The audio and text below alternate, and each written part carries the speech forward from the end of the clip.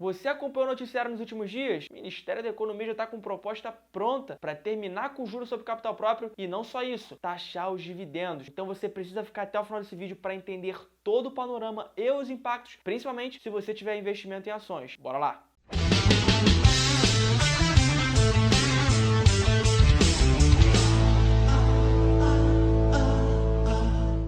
Paulo Guedes reconhece que o auxílio emergencial pode ser prorrogado, defende redução de IR para investimentos de renda fixa e o Ministério da Economia já tem proposta pronta para terminar com juros sobre capital próprio e taxar os dividendos. Enquanto você vai digerindo todas essas informações aí, eu pedi para você deixar o seu like embaixo, cara, se inscrever no canal e compartilhar esse vídeo com todo mundo que investe, que tem investimento em ações ou que quer começar a investir. As pessoas precisam estar ligadas, precisam estar antenadas por dentro das informações para tomar as melhores decisões. Então deixou o seu like? Muito obrigado, valeu. Vamos lá, a primeira notícia que eu quero trazer aqui é que Paulo Guedes quer acabar com a tabela regressiva do imposto de renda para investimentos de renda fixa. Segundo ele, as pessoas, os brasileiros, eles não conseguem deixar os seus recursos parados por mais de 2 anos, fazendo com que, atualmente, de acordo com a tabela regressiva de imposto de renda, pague-se a alíquota mínima. Hoje em dia funciona da seguinte forma, para investimentos de renda fixa. Se você deixar o seu investimento parado de zero, do dia da aplicação, até 6 meses, no caso 180 dias, você paga uma alíquota de 22,5% de imposto de renda. Se você deixar de 6 meses a 1 ano, você paga 20%. De 1 ano a 1 ano e meio, 6 meses, você paga 17,5%. E se você deixar de 2 anos para frente, você paga a alíquota mínima de 15%. Então ele quer balizar, ele quer acabar com a tabela regressiva e balizar todo mundo em 15%. Então se você deixar lá seu investimento 6 meses, vai pagar 15%. Deixar 2 anos, você vai pagar 15%. Justamente porque ele alegou que a maioria das pessoas não conseguem deixar o seu dinheiro parado, investido, alocado em um título de renda fixa por muito tempo. Se for aprovada, os investimentos que vão se beneficiar dessa nova proposta vão ser investimentos do Tesouro Direto, letras financeiras, letras de câmbio, CDBs, fundos de renda fixa e debêntures comuns. Porém, como tudo não são flores, ele pretende acabar com a isenção de imposto de renda para investimentos de renda fixa voltados para o agronegócio e para o ramo imobiliário, como LCIs, LCAs, CRIs e CRAs, que a gente já falou aqui nesse canal. Eu vou deixar um card aqui em cima, 2 cards na verdade, porque são 2 vídeos diferentes, mas o que mais atraía nesses investimentos era a isenção de imposto de renda. Então agora eles vão ficar não tão atrativos como antes. Por quê? Porque esses 2 investimentos, eles não têm uma liquidez tão alta, ou seja, você não consegue sair a hora que você quer. Porém, ele contrabalanceava com a isenção de imposto de renda. Então você tinha um rendimento maior do que a maioria do benchmark de renda fixa. Tirando essa isenção de imposto de renda, o rendimento vai cair porque você vai pagar mais imposto e a liquidez ainda não foi falado nada sobre. Então se a liquidez continua baixa e você paga mais imposto por esse investimento, ele não está te trazendo tanto retorno assim, pode ser que ele fique menos inviável, não sei. E para você que tem dinheiro na poupança ainda, ô mãe, vem cá, pode ficar tranquilo que pela nova reforma tributária, a poupança vai ser isenta, tá bom? Ah, que bom! Pode ficar tranquila, vai continuar rendendo nada. Seu ridículo. O segundo ponto que eu queria tocar nesse vídeo aqui é que Paulo Guedes reconhece que o auxílio emergencial é uma arma que nós temos e pode ser renovado.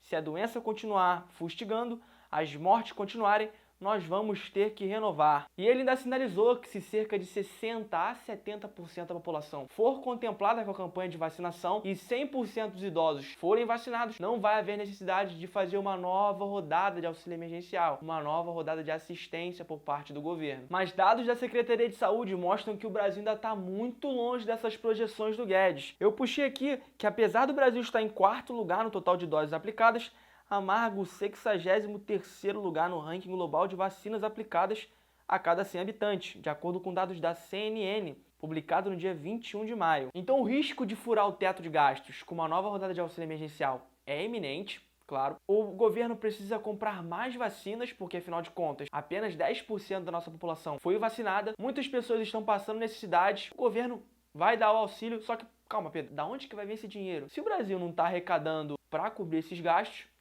uma solução é aumentar os impostos. E aí que a gente chega na parte de acabar com os juros sobre o capital próprio e de taxar os dividendos. Essa notícia do Paulo Guedes não é nova, inclusive tem vídeo aqui no canal. Em meados de julho do ano passado ele já vinha sinalizando que queria taxar os dividendos, só que dessa vez ele foi longe demais. Além de taxar os dividendos, ele quer acabar com os juros sobre o capital próprio. Paulo Guedes, Agora você falou demais, tá ok? Vamos lá, existem duas formas da empresa distribuir os seus lucros para os acionistas. A primeira forma é o dividendo e a segunda forma é o juro sobre capital próprio. O dividendo é literalmente a divisão dos lucros que a empresa faz para os acionistas e é o que a gente quer, é que a empresa ganhe market share, lucre cada vez mais e distribua cada vez mais dividendos para nós investidores e acionistas, para a gente comprar mais ações ou custear o nosso padrão de vida se a gente já tiver com uma liberdade financeira atingida, enfim. E agora o governo quer taxar em 20% esse dividendo que é pago pra gente pelas empresas. Só que o ponto é que a empresa já paga essa bagaça, cara. Existe uma linha na DRE chamada de CSLL, Contribuição Social sobre o Lucro. Vamos abrir a DRE da Energias do Brasil, código de negociação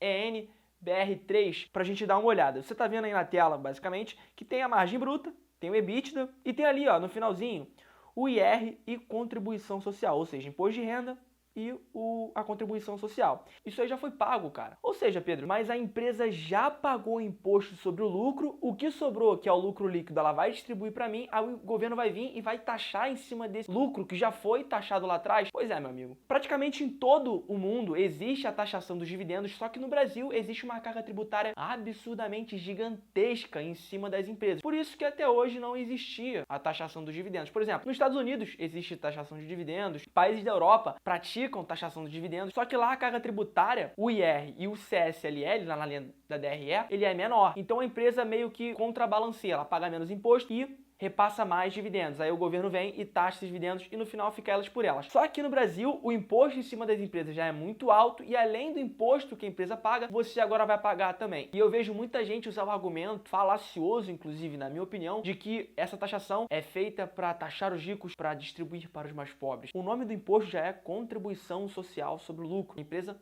não paga pouco, você viu na DRE. Então, se esse imposto já está sendo incidido em cima de um lucro, por que você vai taxar o dividendo? Por que você vai taxar um lucro que já foi taxado lá atrás? Isso é só uma desculpa para a gente conseguir bitributar, para o governo conseguir bitributar as duas pontas que existem no lucro, por parte dos acionistas e por parte das empresas, e assim aumentar a sua arrecadação e financiar cada vez mais e melhor os gastos do governo, e não distribuir para os pobres de forma igualitária e justa, porque a gente sabe que no Brasil isso nunca foi feito efetivamente. Show, Pedro, você explicou para mim que o dividendo ele já é uma distribuição do lucro da companhia, que a empresa já paga imposto sobre esse lucro e agora o governo quer taxar a gente também lá em 20% no nosso dividendo. E o juro sobre capital próprio? Vamos lá, o juro sobre capital próprio ele entra na DRE como uma despesa, ou seja, se a empresa tem mais despesas, ela tem menos lucro. Se ela tem menos lucro, ela paga menos impostos, porque os impostos são incididos em cima do lucro. Só que o juro sobre capital próprio, ele é uma distribuição de lucro. Ao mesmo tempo que ele distribui o lucro, ele diminui o imposto que é pago. Então, de uma forma contábil, legal e a lá Ronaldinho, ele consegue dibrar um pouco desses impostos que é pago e ao mesmo tempo consegue distribuir os lucros para nós acionistas. A gente já paga 15% na fonte quando o dinheiro chega lá na corretora, só que o problema é, o juro sobre capital próprio deve ser extinto também pelo governo. Então, cara, a gente já vai ser bitributado, vai ser tributado em cima das empresas com a CSLL e vai ser tributado em cima dos nossos dividendos em cerca de 20%. E agora um benefício fiscal que era muito utilizado por bancos, inclusive muitas empresas se utilizavam desse benefício fiscal para ter lucro, enfim, quer acabar agora com isso também. É complicado, cara, o investidor brasileiro não tem paz um segundo, meu Deus do céu. O governo até quer diminuir em cerca de 5% o imposto cobrado em cima das pessoas jurídicas, só que convenhamos, se fosse para equilibrar as coisas, não, a gente tá tirando daqui para botar ali, não teria nem por que fazer, porque seria tirar um, botar um, iria equilibrar. Não teria nem por que eu fazer esse vídeo aqui, não teria nem por que o governo se dispor com a mídia, se dispor com oposição, se dispor com as empresas, só para movimentar algo que continuaria da mesma forma. A gente vai pagar mais imposto, sim, infelizmente. Pô, Pedro, eu entendi que o Paulo Guedes quer até equalizar a tabela regressiva do imposto de renda para investimentos de renda fixa, porém ele quer acabar com isenção em outros. O teto de gastos pode ser furado porque o governo está tendo que gastar mais dinheiro com auxílio emergencial, compra de vacina, enfim. E aí entra a taxação dos dividendos e o fim do benefício fiscal para as empresas de juros sobre capital próprio. Só que, cara, quais são os impactos? Eu vou começar com os impactos na renda fixa. Primeiramente, ao meu ver, os investimentos que vão perder a isenção do imposto de renda, como LCIs, LCAs, CRI e CRAs, podem perder a atratividade, podem perder o brilho, porque afinal de contas, nos vídeos que eu deixei aqui no card, muito do brilho, muito do que atraía os investidores a depositarem seu capital nesse tipo de investimento era a isenção de imposto de renda. E como a liquidez desses investimentos é muito baixa, ou seja, você não consegue tirar o seu dinheiro a hora que você quiser, agora você vai ter o malefício de ter que pagar imposto quando você retira. Não vai ser mais tão atrativo, não vai ter mais um diferencial competitivo tão grande. E um asterisco nos CRIs é que muitas carteiras de fundos de papel, fundos imobiliários de papel, como o MXRF11 e o Iridium 11, são fundos que possuem muito desses títulos na carteira, como CRIs. E agora, será que os fundos tendo que despender capital para pagar esses impostos de renda desses títulos? Será que a rentabilidade desses fundos não vai cair? O dividendo não pode ser afetado? Não sei. Vamos acompanhar de perto. E outro ponto, só que esse pode ser positivo, é que com uma alta da Selic, com esse movimento que a gente está vendo do Banco Central em aumentar a Selic, pode ser que investimentos do Tesouro, CDBs, LCs, debêntures, enfim, tornem-se atrativas novamente. O mercado de renda fixa fique atrativo. Porque, afinal de contas, esses investimentos vão ter as alíquotas basicamente parametrizadas, balizadas, todo mundo agora vai pagar o mesmo imposto, independentemente do prazo, ou seja, é um benefício, entre aspas, e a taxa Selic vai aumentando, que é o principal parametrizador dos investimentos em renda fixa. Então, com o imposto decaindo, sendo equalizado e com a taxa Selic subindo, o que aumenta a rentabilidade, pode ser que isso dê uma guinada aí, pode ser que o mercado de renda fixa nos próximos anos pode ficar um pouco mais atrativo. Vamos acompanhar isso aí também. E vamos lá, o que todo mundo quer saber, quais são os impactos nas ações, nas empresas? Sem os juros sobre capital próprio, a empresa meio que fica de mãos atadas. A única forma da empresa distribuir os lucros é através de dividendos. Só que quando a empresa distribui os dividendos, a gente vai ser taxado. E o que ela pode fazer? Ela pode pegar esse dinheiro que, ao invés de ela distribuir, e comprar ações no mercado dela mesma, as ações, e botar em tesouraria. Quando ela compra as ações com o chamado buyback stocks, que é o programa de recompra de ações, o lucro que ela tem lá dentro, ela vai ser distribuído para menos acionistas, porque vão ter menos pessoas com as ações dessa empresa. Lembra? Ela pegou o dinheiro que ela tinha de lucro e comprou ações. Se algum dia ela for distribuir os lucros para esses acionistas, vão ter menos acionistas com as ações, o que faz com que o lucro por ação aumente, já que tem menos acionistas. Isso faz com que as ações subam no médio e longo prazo. Só que isso não altera o fato de que muitas pessoas precisam desse dinheiro, desse dividendo. Muitas pessoas vivem de renda. E aí vai ficar meio complicado, porque se a empresa não distribuir, a renda dessa pessoa vai ficar meio comprometida. Às vezes ela até precisa disso para custear a sua qualidade de vida. Outro ponto positivo também é que pode, em vez de comprar ações, ela pode investir nessas operações. Ela pode ficar com dinheiro em caixa e, sei lá, comprar mais maquinário, contratar mais pessoas, abrir uma nova fábrica, enfim. E assim ela consegue aumentar suas operações e aumentar a sua lucratividade no médio e longo prazo. E vamos aos pontos negativos. O primeiro deles é que não existe nenhuma forma eficiente de acabar com esse imposto, de não pagar esse imposto. Essas formas que eu falei aqui, o buyback, stocks, investimentos na própria companhia para o crescimento, são apenas postergações do pagamento de impostos. Porque algum dia a empresa não vai ter mais para onde crescer e aí ela tem que distribuir esse lucro. Quando ela distribui esse lucro, ele vai ser taxado. Então, alguma hora a gente vai ter que pagar esse imposto, infelizmente. A gente pode aumentar o LPA com buyback stocks, a empresa pode crescer de tamanho segurando caixa em vez de distribuir para os acionistas, crescendo suas operações, mas alguma hora a gente vai ter que pagar isso. O segundo ponto negativo é que a nossa performance como pessoa física, como investidor, vai cair. Óbvio, se a gente paga mais imposto, é menos dinheiro que sobra no nosso bolso. E aí pode ser que isso impacte bastante a rentabilidade de muitos investidores que investem em empresas que distribuem dividendos. O terceiro ponto é que muitas empresas que se utilizam do juros sobre capital próprio para fazer a distribuição de dividendos podem ser afetadas como os bancos. Pesquisas mostram que cerca de 10 a 15% do lucro dos bancos pode ser afetado, o que é algo bizarramente grande.